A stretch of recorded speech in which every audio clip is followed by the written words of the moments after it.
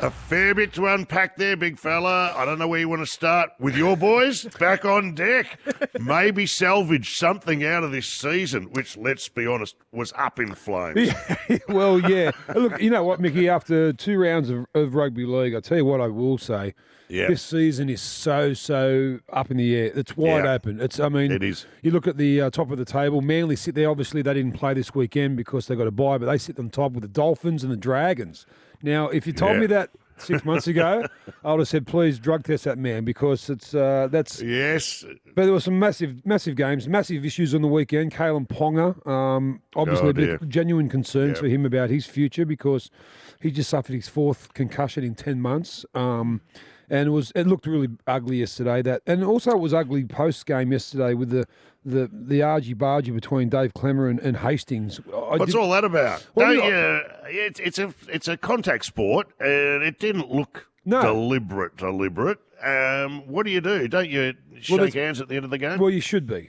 Once the game's done, there's bad blood there. Well, what I didn't like about it was that he was on his own, Hastings, doing an interview with Fox, and then he went over to apologise to Talau. Yes. And Talau kind of pushed him away and say, no, mate, you hit me high. Okay, well, you know, I'll probably be dirty too if I got knocked out by a bloke. But he was on his own without any. And then Klemmer, who's a big man, Dave Klemmer walks over and kind of gets in his grill and almost wanted to, come on. And I thought, well, you wouldn't be doing that if the Saifidi brothers were there with. Well, he wouldn't have been. And I'm thinking, I get it. I'm thinking, Dave Klemmer, put all your energy into 80 minutes of rugby league, mate, instead of worrying about a halfback post game. So a lot to unfold. The Dolphins, unbelievable. Just kept coming. Unbelievable.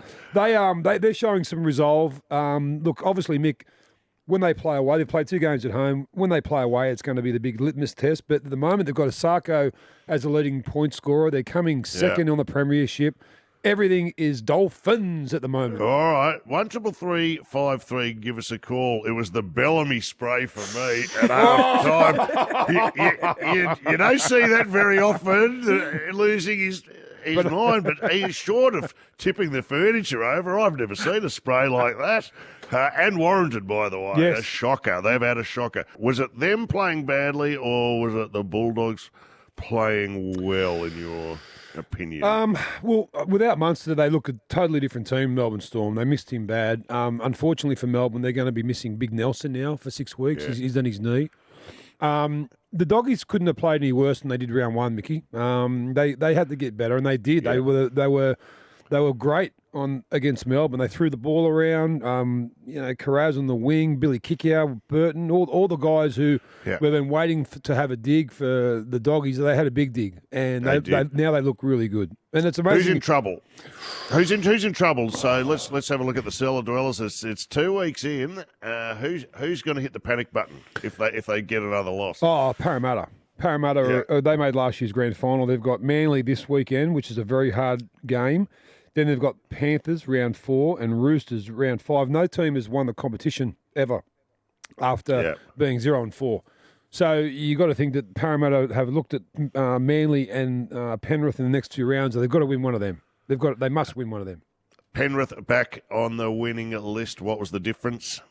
Forwards, quite frankly. Isaiah Yeo, Fisher Harris, Leota, Liam Martin, Luke Garner, and Mitch Kenny.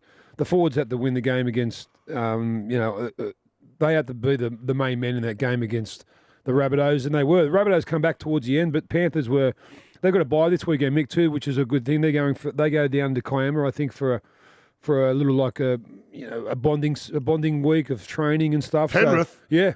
Oh, I thought they were around to your place, sitting by the pool. that was Sunday. In the lolly bags, talking about how good they were, sitting around the campfire, asking you to tell another story. Playing Kumbaya, baby. Hey, we touched on it, but it is a big talking point, and I don't care who you support. I think you have massive sympathy for this bloke, this Ponga. Yep. What happens from here? Because it's actually a health issue now, given all the interest around head injuries, given the long-term effects. Can the NRL step in and force the issue here? Because ultimately, they're the one who are going to get sued down the track. Does the club step in, or is it his personal decision? How do you see it? It's a really touchy one because last season there was a period there where he suffered 3 concussions in a 6-week period. This year, as I spoke about earlier, he went down late in the game against the Warriors, which was pretty innocuous, but he went off for HIA. He said it was sweet. This one yesterday, Mick, was the most concerning because he was running in to tackle in the first minute of play when you're really amped and you're up. And it looked like he had a glancing blow from the Tigers forward and didn't look like much to me. And that's what I'm concerned about, that it didn't look like much. And I think that's, sorry, mate, I'm going to say that's when alarm bells start ringing.